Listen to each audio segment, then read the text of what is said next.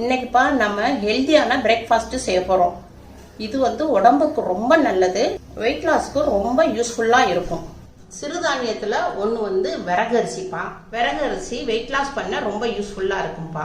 இப்போ நான் ஒரு டீ கிளாஸ் எடுத்திருக்கேன்ப்பா. இது வந்து 100 கிராம் அளவு பிடிக்கும். இப்போ இதில் வந்துப்பா சிறுதானியத்தில் 4 அரிசி இருக்கு. அதில் ஒரு அரிசி வந்து நான் வந்து விறகரிசி எடுத்திருக்கேன். இதில் நான் வந்து 2 கிளாஸ் அளவுக்கு எடுத்துக்கிறேன். நான் எடுத்திருக்கேன்ப்பா, விறகரிசி எடுத்திருக்கேன். நீங்கள் உங்களுக்கு சிறுதானியத்தில் விறகரிசி இருக்குது, சாம்பரிசி இருக்குது, குதிரைவாளி இருக்குது, திணை இருக்குது. நீங்கள் எந்த அரிசினாலும் எடுத்துக்கோங்க. விறகரிசி எந்த கிளாஸில் எடுத்தோன்னா அதே கிளாஸில் 1/4 கிளாஸ் இட்லி அரிசி எடுத்திருக்கேன். 1 கிளாஸ் சிறுதானிய அரிசிக்குப்பா 1/4 கிளாஸ் உளுந்து கணக்கு. 2 கிளாஸ் எடுத்துருக்கனால நான் 1/2 கிளாஸ் உளுந்து போட்டிருக்கேன். அப்போ தான் இட்லி வந்து சாஃப்டாக வரும், தோசை நல்லா சாஃப்டாக இருக்கும். 1 டீஸ்பூன் அளவுக்கு வெந்தயம் வந்து நான் கழுவ போகிறேன். நல்லா இப்படி பிசைஞ்சு விட்டு நல்லா கழுவிக்குங்க. கழுவுனா அதில் உள்ள டஸ்ட்டு பூரா நமக்கு வெளியே வந்துடும். இப்படி கை வச்சுக்கோங்க.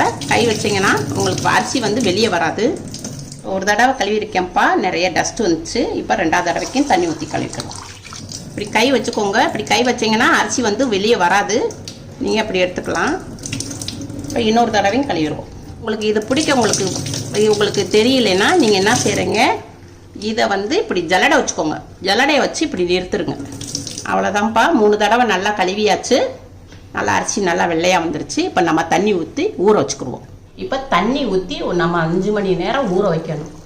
அரிசி முங்குற அளவுக்கு நம்ம தண்ணி ஊற்றிக்கிடுவோம். இது வந்து 5 மணி நேரம் ஊறட்டும். இப்போ 5 மணி நேரம் ஆயிடுச்சு. இப்போ நல்லா ஊறிடுச்சு. இப்போ இதை எடுத்து ஒரு மிக்சி ஜாரில் மாற்றிக்கிறோம். நம்ம ஊற வச்ச தண்ணியே நம்ம கொஞ்சம் ஊற்றிக்கிறோம். பத்தலைன்னா கொஞ்சம் நான் ஊற்றி அடித்து கொண்டு வந்து காமிக்கிறேன். இப்போ நான் மிக்சியில் அடித்து கொண்டு வந்துட்டேன்ப்பா. இப்போ நான் ஊற வச்ச தண்ணியிலே தான் அடிச்சிருக்கேன். வேறு தண்ணி எக்ஸ்ட்ரா எதுவும் நான் ஊற்றலை. எனக்கு அந்த ஊறின தண்ணியிலே கரெக்டாக வந்துருச்சு. இந்த பதத்தில் இருக்கணும். ஒரு பவுலில் மாற்றிக்கிறோம். நார்மலாக நம்ம அரிசி மாவு அரைப்போம்லப்பா, அதே மாதிரி தான் நம்மளுக்கு வெள்ளை வெள்ளைன்னு இருக்குது. மாவுக்கு தேவையான அளவு உப்பு போடுறேன், பிங்க் சால்ட்டு போடுறேன்ப்பா. இதையும் நல்லா நம்ம மிக்ஸ் பண்ணிக்குவோம். இப்போ இதை வந்து நம்ம ஒரு 4 மணி நேரத்துக்கு மாவை பொங்க விடுவோம். இப்போப்பா நம்ம 4 மணி நேரம் பொங்க வச்சுருந்த மாவை இப்போ 4 மணி நேரம் ஆயிடுச்சு. மாவு வந்து நல்லா பொங்கியிருக்கு. மேலே பொங்கியிருக்கும். இப்படி நம்ம நல்லா கரண்டி வச்சு இப்படி மிக்ஸ் பண்ணோம்னா மாவு வந்து உங்களுக்கு கீழே அந்த பொங்கின மாவு கீழே வந்து அமுங்கிடும். நம்ம இப்போ இட்லி ஊற்ற போகிறோம்ப்பா. இப்போ நம்ம வந்து இட்லி துணியை வந்து கொஞ்சம் ஒரு கிண்ணத்தில் தண்ணி ஊற்றி இதை இப்படி நல்லா புழிஞ்சிடணும். இப்படி புழிஞ்சிட்டு இப்படி ஒரு உதறிட்டு அதை வந்து நம்ம கரெக்டாக வச்சுக்கிறணும். வச்சுட்டு இப்போ நம்ம வந்து இட்லி ஊற்றுறோம். உங்களுக்கு துணி இல்லை, இட்லி தட்டு இல்லைனாக்க நீங்கள் வந்து எண்ணெயை லைட்டாக தடவிட்டு அதில் நீங்கள் இட்லி ஊற்றிக்கலாம். இப்போப்பா கேஸ் ஆன் பண்ணியிருக்கேன். உங்களுக்கு இட்லி சட்டியில் தண்ணி ஊற்றி தண்ணி வந்து நல்லா சூடாயிடுச்சு, பபிள்ஸ் விடுது. இப்போ நம்ம வந்து இட்லி தட்டில் மாவு ஊற்றினோம் இல்லையா, இப்போ அதை வந்து நம்ம ஒரு 10 நிமிஷத்துக்கு வேக விடுவோம். மூடி போட்டுருவோம். 10 நிமிஷம் ஆயிடுச்சு. இட்லி வெந்துருச்சு. இப்போ நம்ம ஓப்பன் பண்ணி பார்ப்போம். இப்போ கேஸ் ஆஃப் பண்ணிடுறேன். இப்போ இட்லி வெந்துருச்சு. இப்போ நம்ம வந்து கொஞ்சம் தண்ணி தொளிச்சுக்கிறோம்.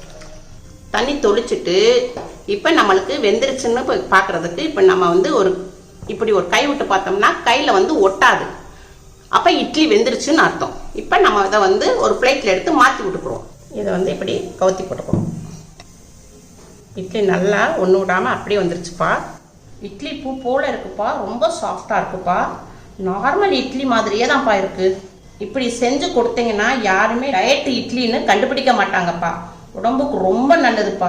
சின்ன பிள்ளையிலேருந்து பெரியவங்க வரை இதை வந்து எல்லாருமே சாப்பிடலாம். உடம்புக்கு ரொம்ப நல்லது. இப்போ காலையில் வந்து இந்த மாவை வந்து இட்லி ஊற்றிக்கலாம். இது மீதி மாவை எடுத்து ஃப்ரிட்ஜில் வச்சுருங்க. ஃப்ரிட்ஜில் வச்சுட்டு நைட்டுக்கு நீங்கள் இதை தோசை சுட்டுக்கலாம்ப்பா. இப்போ நான் உங்களுக்கு தோசை ஊற்றி காமிக்கிறேன். ஸ்லோவில் வச்சு நல்லா பரப்பி எடுத்துக்கோங்க. கொஞ்சோண்டு டீஸ்பூனில் எண்ணெய் ஊற்றிக்கோங்க லைட்டாக.